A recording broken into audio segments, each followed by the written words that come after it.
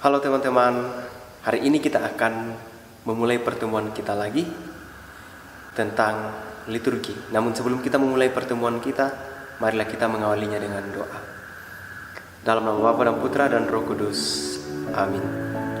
Allah Bapa dalam kerajaan surga, kami bersyukur kepadamu atas berkat-Mu, cinta-Mu, kasih-Mu yang senantiasa Engkau limpahkan kepada kami.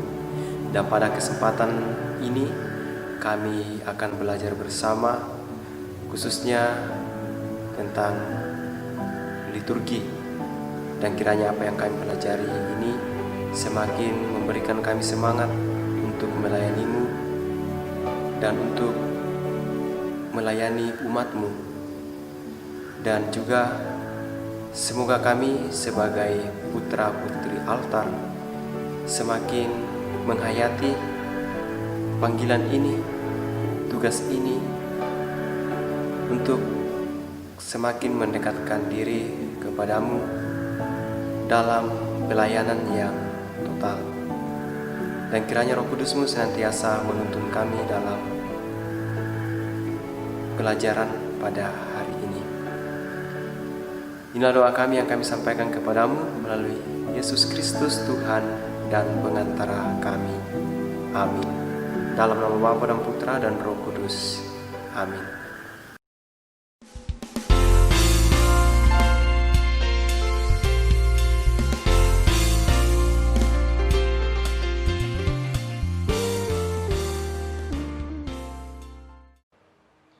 Teman-teman sekalian, dalam materi yang lalu kita telah belajar mengenai siapa misioner itu dan para santo dan pelindung misioner.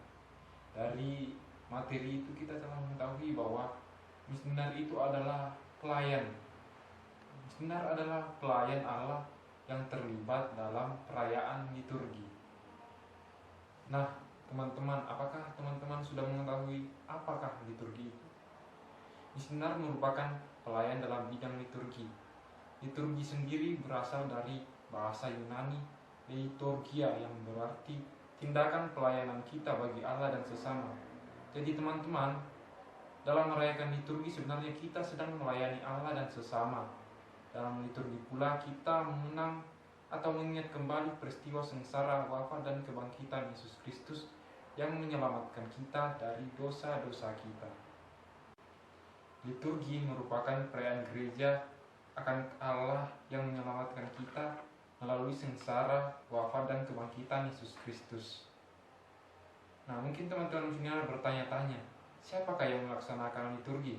Apakah hanya para pastor atau imam dengan umat yang mengikuti perayaan itu?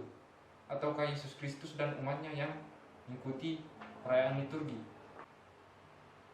Teman-teman misioner perlu menyadari dan perlu mengingat bahwa pelaksana perayaan liturgi adalah Tuhan Yesus Kristus dan seluruh umat Katolik yang mengikuti perayaan liturgi.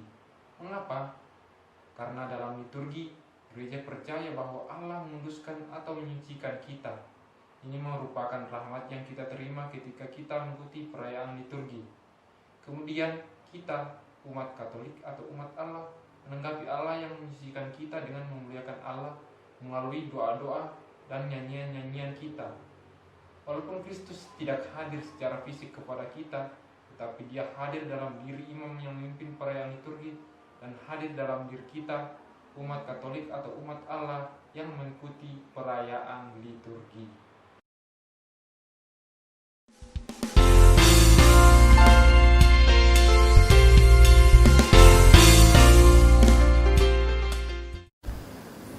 Baik teman-teman, setelah kita mendengarkan penjelasan mengenai liturgi, sekarang kita akan membahas tentang bidang-bidang liturgi.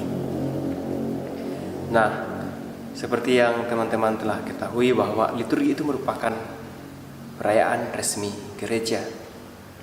Dan tidak semua kegiatan gereja itu masuk ke dalam bidang liturgi.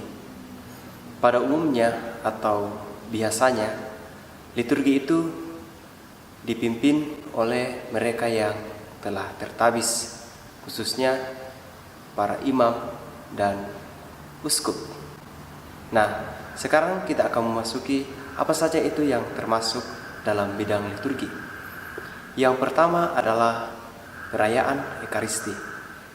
Perayaan Ekaristi merupakan perayaan yang sangat sering kita jumpai, yang sering kita ikuti, dan hanya boleh dipimpin oleh imam dan uskup. Dan diakon belum diperkenankan untuk memimpin perayaan Ekaristi walaupun dia sudah ditabiskan. Lalu yang kedua adalah perayaan sakramen-sakramen seperti sakramen baptis, sakramen Ekaristi, sakramen tobat, sakramen penguatan atau sakramen krisma, sakramen perkawinan, sakramen pengurapan orang sakit, sakramen imamat. Nah, yang ketiga adalah perayaan sabda. Nah, teman-teman, perayaan sabda yang dimaksud di sini bukan perayaan sabda dalam perayaan misa, namun perayaan sabda pada hari Minggu yang biasanya dipimpin oleh para awam saat tidak ada pastor yang memimpin perayaan misa. Seperti yang teman-teman saksikan mungkin di stasi saat hari Minggu yang dipimpin oleh awam, itu adalah perayaan sabda. Dan perayaan sabda ini merupakan juga bagian dari perayaan liturgi. Nah, bagian yang keempat adalah ibadat harian atau liturgia horarum.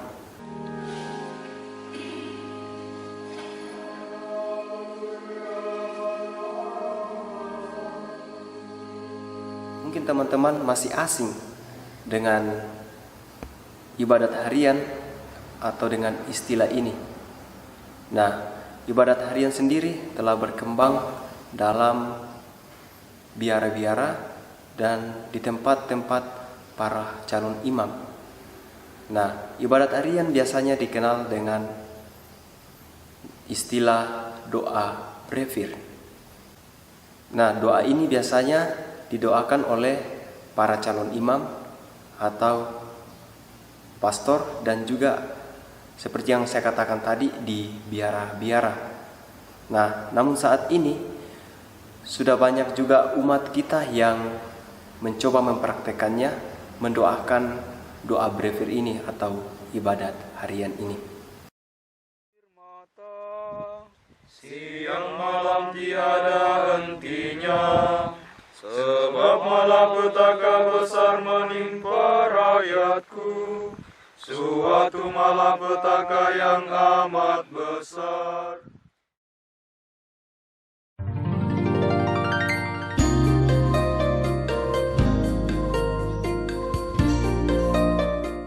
Nah, sekarang kita akan membahas tentang liturgi memiliki banyak simbol. Nah, seperti teman-teman ketahui bahwa dalam gereja kita itu ada berbagai macam simbol, khususnya dalam liturgi. Seperti kita sendiri bahwa kita ini manusia yang terdiri dari berbagai macam simbol. Orang sering mengatakan bahwa apa yang kita gunakan itu menyimbolkan diri kita. Nah, seperti anak sekolah ketika menggunakan seragam sekolah menyimbolkan bahwa atau menunjukkan bahwa dia adalah anak sekolah. Atau juga kalau kita melihat orang yang menggunakan kalung atau anting-anting salib, kita pasti langsung mengatakan bahwa dia adalah orang Kristen. Nah, ketika kita melihat orang menggunakan rosario, kita pasti akan langsung berpikir bahwa dia adalah orang Katolik. Karena hal ini sangat erat dengan kehidupan kita dan memberikan arti dalam hidup kita dan juga makna-makna. Nah, hal itu kemudian banyak kita jumpai dalam gereja Katolik sendiri. Teman-teman misinar, selanjutnya kita akan masuk apa saja simbol-simbol dalam gereja Katolik.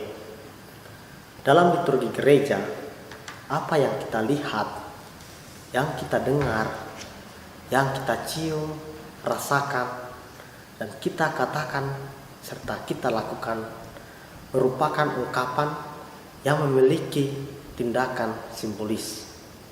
Artinya, segala tindakan yang kita lakukan dalam liturgi memiliki makna di dalamnya atau memiliki arti.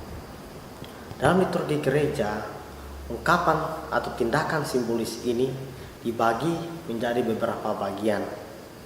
Yang pertama, tata warna. Dalam tata warna ini nanti kita akan mempelajari atau mengenal warna-warna liturgi yang ada di dalam gereja Katolik. Yang kedua, tata busana. Kita akan membahas mengenai busana atau pakaian yang digunakan oleh para pelayan liturgi. Yang ketiga, bahan-bahan liturgi. Seperti kita tahu, ada roti, ada anggur, air, minyak, garam, dan sebagainya. Semuanya kita akan bahas nanti. Kita akan mengenal satu persatu. Yang keempat, peralatan liturgi. Dalam peralatan liturgi ini kita akan mengenal mengenai perlengkapan liturgi seperti sibori, piala, pixis, purificatorium, firuk, dan masih banyak lagi. Yang kelima, tata waktu, yang merupakan pembagian masa atau waktu dalam liturgi gereja. Nanti kita akan mengenal hari Minggu, hari raya, masa biasa, masa Advent, masa Natal, dan sebagainya. Yang keenam, tata ruang. Dalam tata ruang ini kita akan mengenal mengenai gedung gereja, kapel, mimbar, altar, dan panti imam. Semuanya itu memiliki arti. Yang ketujuh, kita akan mengenal aktivitas indera seperti mendengarkan, melihat, dan mencium. Yang kedelapan, kita akan mengenal tentang tata gerak seperti duduk, berlutut, berdiri, dan berjalan. Dan yang terakhir, kita akan mengenal dan membahas mengenai tata suara seperti musik dan nyanyian. Semuanya itu merupakan simbol-simbol yang memiliki arti atau memiliki makna. Semuanya akan kita lihat satu persatu agar kita memahami arti dan tindakan yang kita lakukan, agar kita semakin menghayati segala tindakan dan aktivitas kita dalam mengikuti kegiatan berliturgi. Teman-teman misioner, marilah kita menutup kegiatan kita, proses pembelajaran kita pada hari ini dengan doa penutup. Dalam nama Bapa dan Putra dan Roh Kudus. Amin. Allah Bapa yang Maha Pengasih, kami bersyukur kepadamu karena Engkau telah membimbing dan menyertai kami dalam pendampingan misioner pada hari ini. Semoga pembelajaran pada hari ini membantu kami dalam menghayati pelayanan kami sebagai pelayan altar.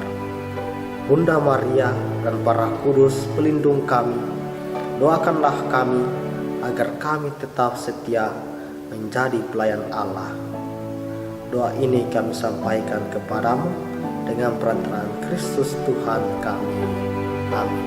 Dalam nama Bapa dan Putra dan Roh Kudus. Amin.